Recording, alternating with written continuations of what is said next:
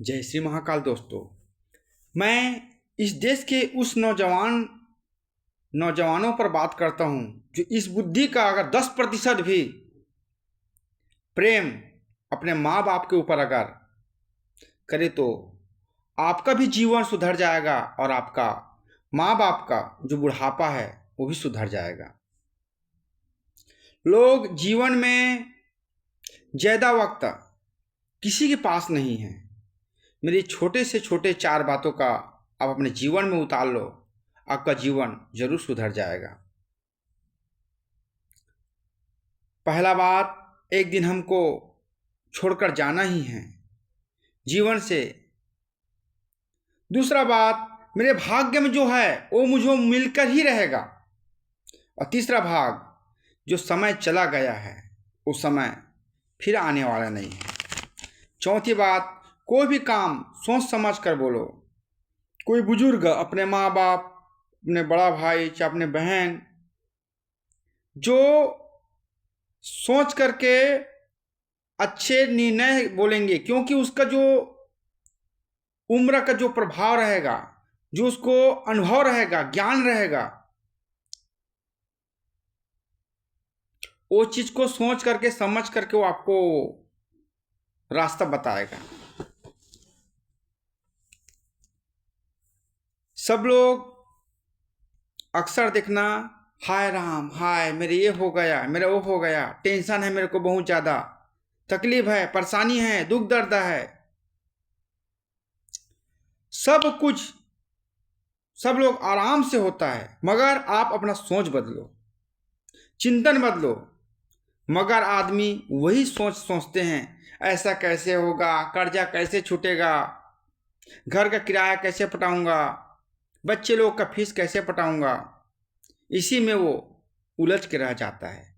मगर इसको ये चीज़ बात जरूर वो समझ ले अपने जीवन में, यदि वो परमात्मा आपको जन्म दिया है तो दो रोटी की व्यवस्था जरूर करेगा और आपका रास्ता क्लियर करते चलेगा। आपके भाग्य में वो आपको मिलके ही रहेगा। बस ये चीज़ को अगर समझ ले आदमी तो उसको दुख तकलीफ नहीं होगा, कम होगा। मैंने एक बार किसी खाने के लिए, भोजन के लिए बुलाया था मुझे, तो मैं गया था। तो वहाँ पे शादी होता है, तो शादी में सब निमंत्रण होता है। तो निमंत्रण के बाद जब खाने के लिए सब गए तो मेरे दोस्त को फोन आया। उन्होंने कहा, भैया, अरे स्वामी जी महाराज, वो भोजन में क्या क्या है व्यवस्था। तो मेरे और 2 मित्र था, उन्होंने कहा, सब चीज़ ठीक है भैया, खीर पूरी रसगुल्ला बर्फी सब चीज़, चावल सब्जी सब चीज़ है, मगर एक कमी है। क्या? पापड़ नहीं है। पापड़ नहीं है तो कैसे मज़ा आएगा, हम लोग मराठी बच्चे हैं, पापड़ तो होना मांगता है, कहा। तो मैंने कहा, अरे भैया, 50-50 प्रकार की सब्जी बनाए, सब्जी, दाल, रोटी, चावल, हरा मिर्चा, रसगुल्ला, बर्फी, काजू कतली, मिठाई, इतना सामान है, 50 आइटम, उसमें तो आप मन को तृप्त कर सकते हो। मगर लोग कुछ न कुछ बुराई करने के लिए वो लगा रहता है। वो जो आदमी शादी करवा रहा है, उनका कितना दिमाग होगा, कितना मेहनत किया होगा इतना व्यवस्था करने में। टेंट का खर्चा, आपका पूरा सामान का खर्चा, पूरा शादी वादी का खर्चा, पंडित का खर्चा, बाराती का खर्चा, कहाँ से वो व्यवस्था करके, वो कितना कर्जा, कितना कहाँ से व्यवस्था करके उतना बड़ा कार्य को निपटा रहा है। मगर एक पापड़ के लिए उसका कार्य को आप हिन दिए। तो आदमी लोग का दिमाग जो है, वो कितना भी अच्छा कार्य करो वो हिनेगा ही हिनेगा। इसलिए आपसे विशेष निवेदन है, आप अपने सोच को बदलो। आप अपने सोच को बदलोगे तो आपका जीवन सुख समृद्धि वैभव से आपको मिलता ही रहेगा। एक समय हम लोग सुबह उठते हैं, नीचे धरती माता को प्रणाम करते हैं, मंत्र बोलते हैं, कराग्रे वस्ति लक्ष्मी कर मध्य सरस्वती कर मूले तो गोविंदम प्रातः कार्य दर्शनम। उसके बाद मुंह कान धो करके अपना बाथरूम से आ जाते, उसके बाद चाय पीते समय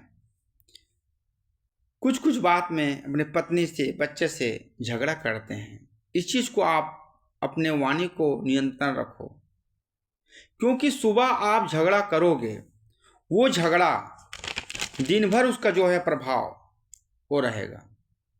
इसलिए आपसे विशेष निवेदन है, आप अपने परिवार को हंसते हुए, प्रेम करते हुए बातचीत सिस्टम से बात करो। आप सुबह का समय बहुत उच्च क्वालिटी का होता है।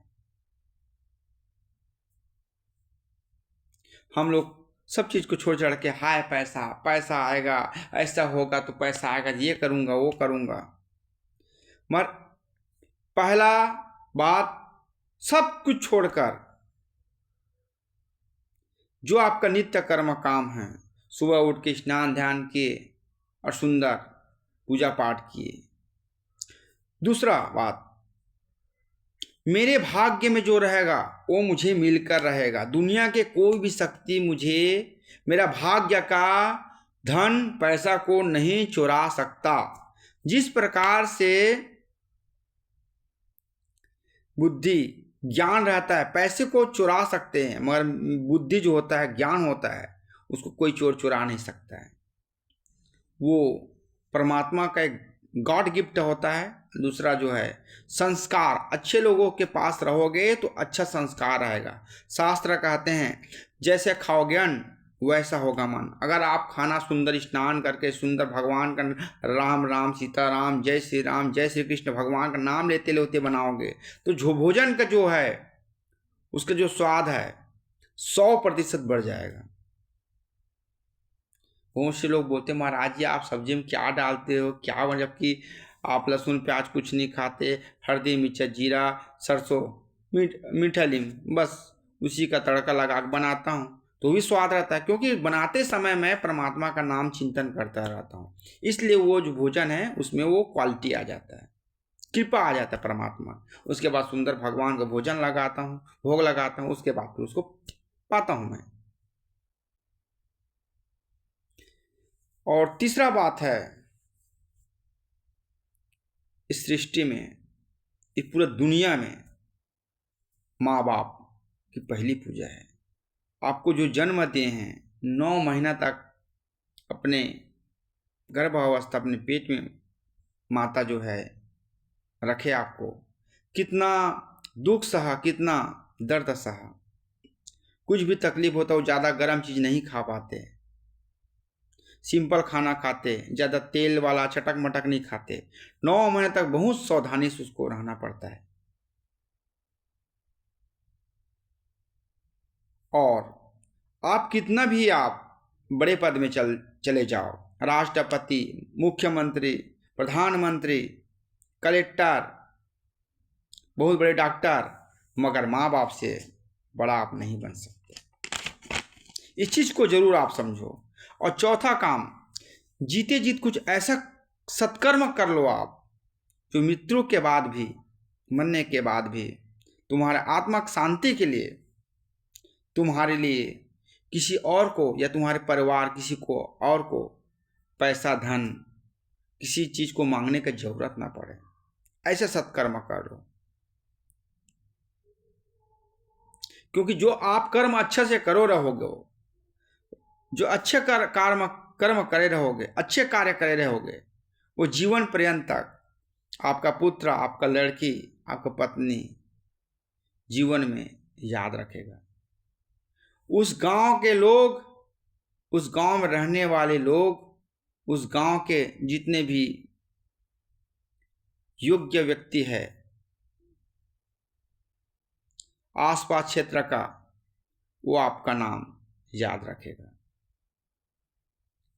तो आप जो कर्म अच्छे से करोगे, आप कल के दिन में चले गए इस दुनिया को छोड़ करके, कर्जा से परेशान हो, बाद में आपका पत्नी को, बच्चे को आकर लोग बोल रहे हैं, तो क्या मतलब।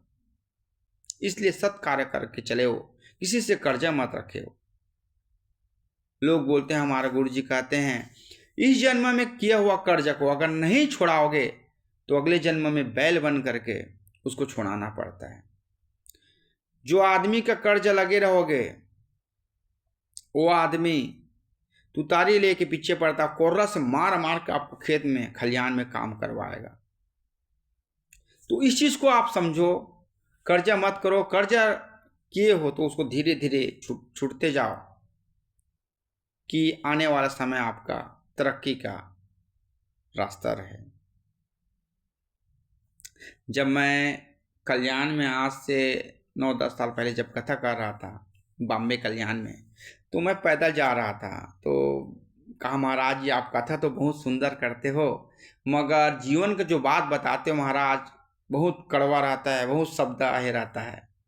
तो एक माता ने भोजन करने के लिए बुलाया मुझे कि महाराज जी हमारे यहाँ भी प्रसाद पाते, सुबह शाम में प्रसाद पाता हूँ, रोटी चावल सब्जी। उधर बाजरा का जो रोटी बनाते हैं, जो आपका भुट्टा होते हैं उसको पिसवा करके, और बाजरा भी रहते हैं, वो सब उसको पिसवा करके वो रोटी को आटा ये करके वो थाप के बनाते हैं, वो दाल। और मेरे को कलेरा सब्जी मेरे प्रिय है, तो कलेरा सब्जी दिया, तो मैं खाते समय मुंह को थोड़ा से अलग हो गया। महाराज जी हम लोग भी तो आपका भागवत सुनते हैं, आपका कड़वा प्रवचन भी सुनते हैं, थोड़ा तो वही कड़वा है, ज़्यादा थोड़े है। नहीं माता राम, सब ठीक है, सब आनंद है। तो आपसे विशेष प्रार्थना करता हूँ, आगे आपको बढ़ना है तो कोई बुजुर्ग योग्य आदमी का संगति लो, जिससे आगे बढ़ो। जय श्री महाकाल।